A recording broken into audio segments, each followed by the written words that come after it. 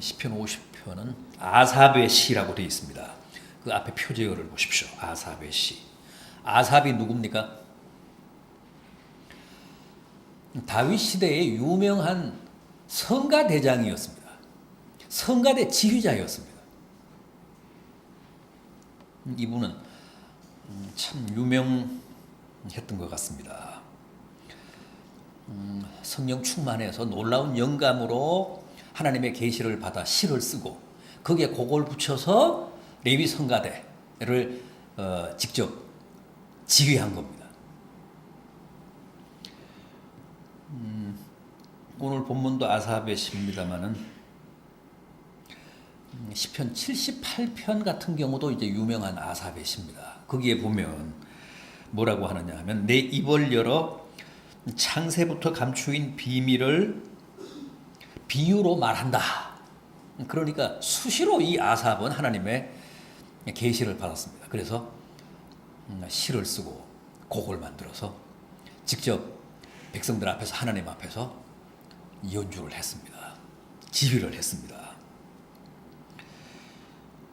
자, 오늘 이 시편 50편 아삽의 시 레위인 성가대장의 시를 한번 보겠습니다.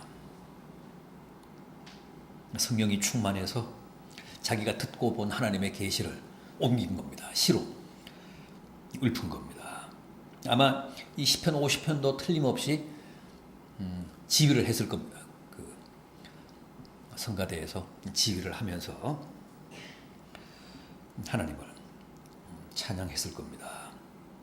내용을 보면 하나님이 해 돋는 데서부터 해 지는 데까지 하나님의 백성, 하나님의 성도들을 불러 모으신 다음에 몇 가지를 판단하시면서 매우 엄하게 호되게 책망하시는 것으로 되어 있습니다. 그럼 먼저 하나님이 뭘 지적하시면서 책망하셨는지 한번 보겠습니다. 이 땅에 사는 해 지는 데서부터 해 뜨는 데까지 흩어져 사는 하나님의 백성, 하나님의 성도들을 불러 모아놓고 이 레위인 성가대장 아삽의 입을 통해 호되게 책망하신 내용, 먼저 뭡니까? 형식적인 제사입니다. 50편 8편을 8절을 보십시오. 나는 내 재물 때문에 너를 책망하지는 아니하리니 내 번제가 항상 내 앞에 있음이로다. 무슨 뜻이죠? 제사 하나는 잘 드렸다는 겁니다. 예배는 빠짐없이 잘 드렸다는 거예요. 그걸로는 내가 너를 책망할 게 없다.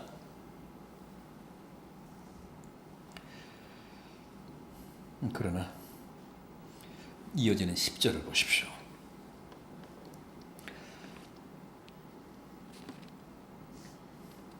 살림의 짐승들과 무산의 가축이 다 내 것이며 산의 모든 새들도 내가 아는 것이며 들의 짐승도 다 내 것이미로다.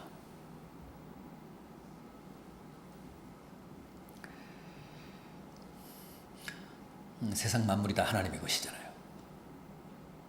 저 산의 무수한 짐승들이 다 하나님의 것이잖아요.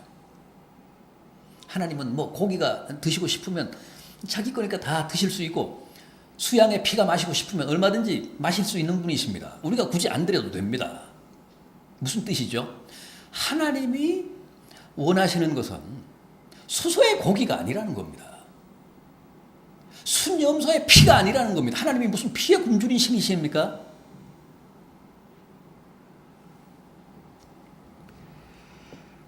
이 온 세계와 거기에 충만한 것이 다 하나님의 것인데 내가 뭐가 아쉬워서 너희들에게 굳이 수소의 고기를 원하고 순염소의 피를 바라겠느냐? 나는 그거 원치 않는다. 하나님이 원하시는 건 뭡니까? 진정한 예배의 정신입니다. 우리의 중심입니다. 우리가 예배를 드리고 우리가 제물을 바칠 때 그건 어디까지나 수단이죠. 그게 핵심이 아니에요. 그게 뭐 그 본론이 아닙니다. 그 예배에 그 예물에 우리의 중심을 담아야 되잖아요.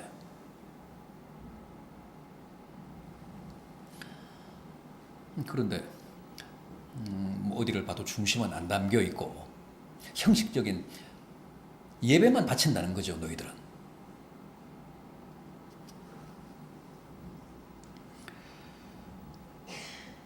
여러분, 하나님이 참으로 우리에게 바라시고 원하시는 것은 수소의 고기가 아니고 염소의 피가 아님을 다시 한번 확인하시기 바랍니다. 감사를 바라시고 서원하는 것을 갚는 것을 기대하시고 진실하게 기도하는 것을 요구하십니다.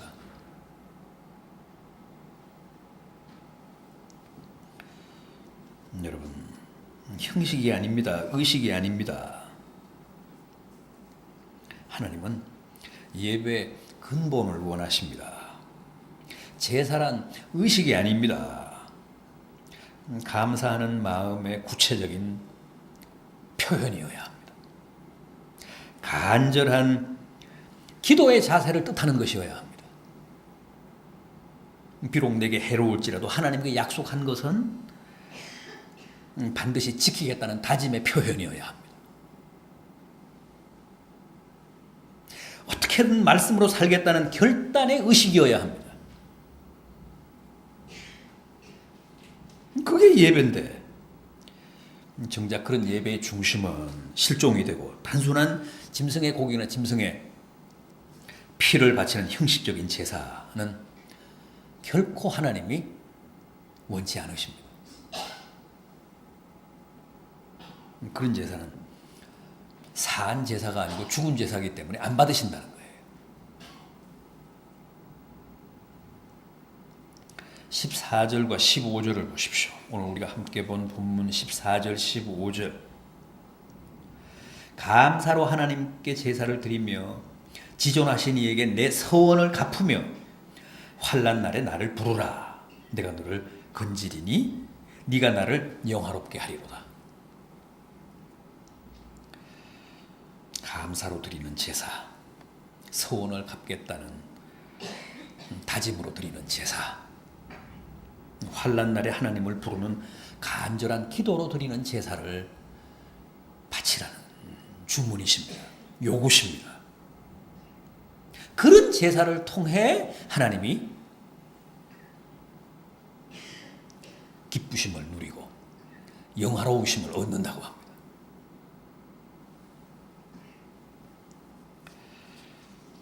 다음은 뭐라고 하셨죠? 다음은 또 뭘 책망하셨습니까? 첫째는 형식적인 예배를 책망하셨고 다음은요. 믿음과 생활의 분열을 고발하셨습니다. 16절을 보십시오. 악인에게는 하나님이 이르시되 내가 어찌하여 내 율례를 전하며 내 언약을 내 입에 두느냐.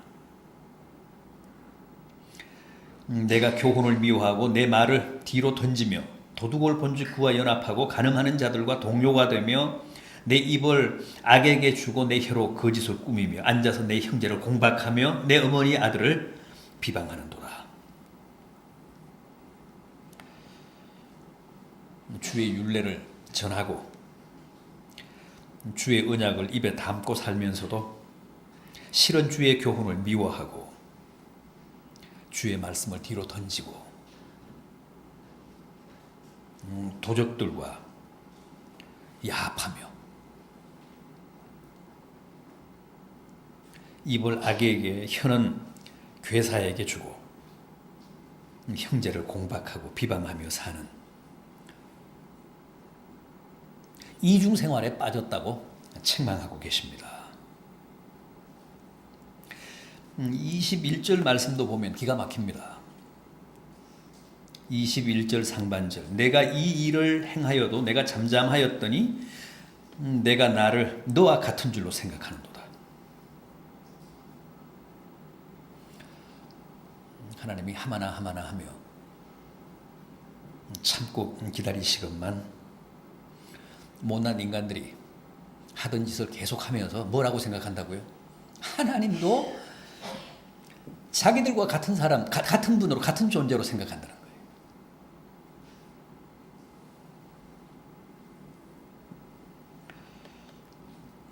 신앙생활은 입이나 혀로 하는 게 아니잖아요. 성경의 가르침이 그렇습니다. 신앙생활은 머리나 가슴으로 하는 것도 아닙니다. 신앙생활은 온 몸으로 하는 겁니다. 신앙은 사는 겁니다. 신앙은 삶입니다. 생활입니다. 근데 우리는 신앙생활을 입으로 해서 탈입니다.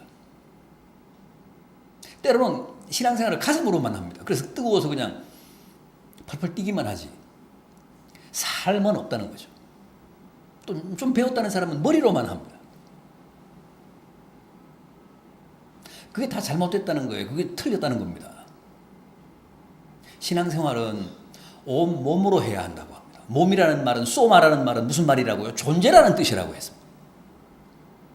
근데 전부로 하는 겁니다.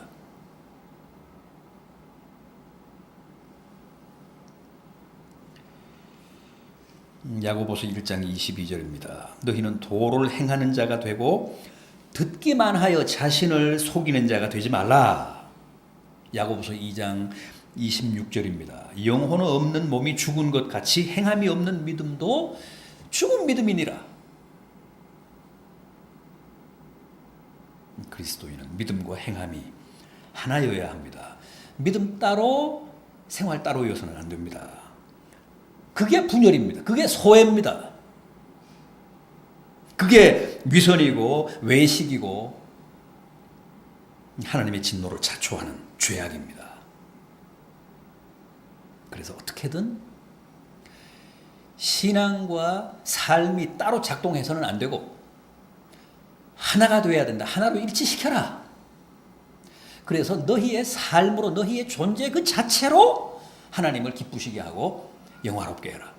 너희의 생활이 하나님의 기뻐하시는 예배가 되게 해라.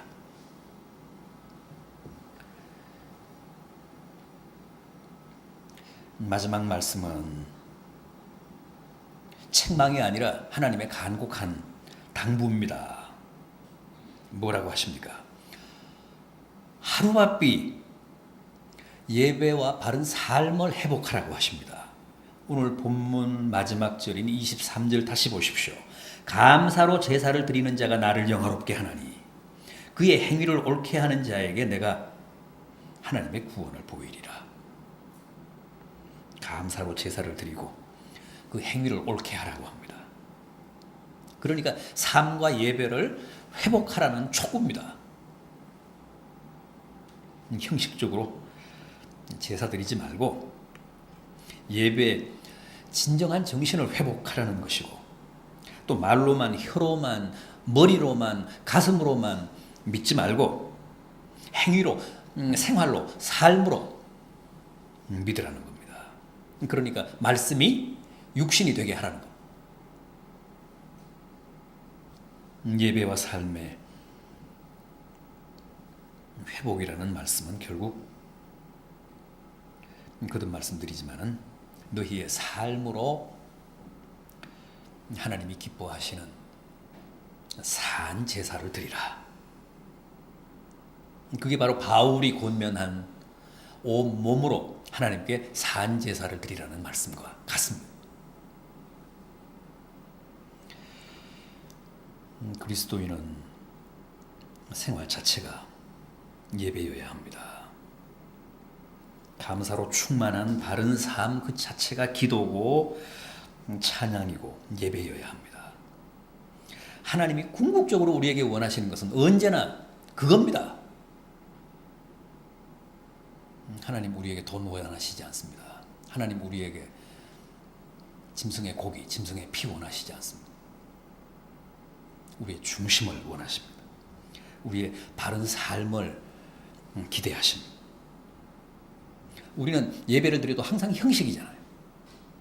기도를 드려도 항상 요식이잖아요. 그게 아니라는 거죠. 그걸로 절대 우리가 만족해서는 안 됩니다. 그런 예배, 그런 기도로는 하나님을 영화롭게 할 수 없고 하나님을 기쁘시게 할 수 없습니다.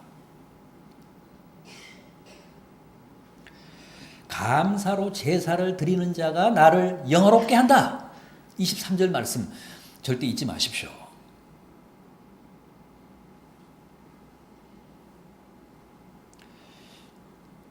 22절에는 이런 말씀이 나옵니다. 하나님을 잊어버린 너희여, 이제 이를 생각하라. 그렇지 아니하면 내가 너희를 찢으리니 건질 자 없으리라.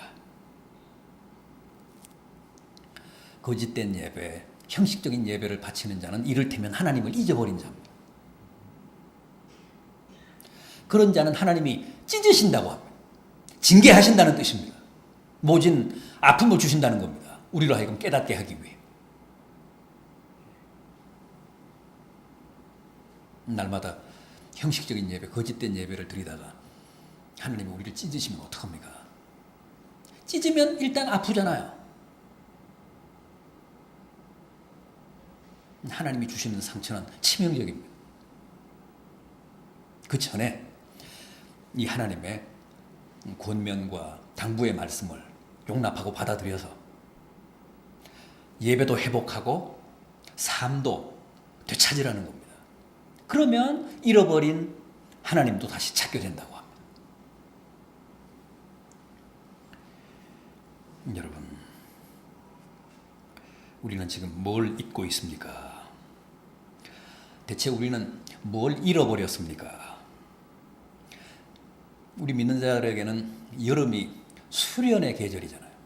다 교회마다 그 공동체마다 신앙 수련회를 갖습니다. 여름은 수련의 계절인데 올해는 꼭 이 수련의 계절에 잃어버린 것을 되찾게 되기를 바람하지 않습니다. 그런 자에게 하나님이 큰 구원의 은혜를 베푸신다고 합니다. 이 여름에 잊어버리고 잃어버린 것을 되찾음으로 찢으시는 하나님의 징계가 아니라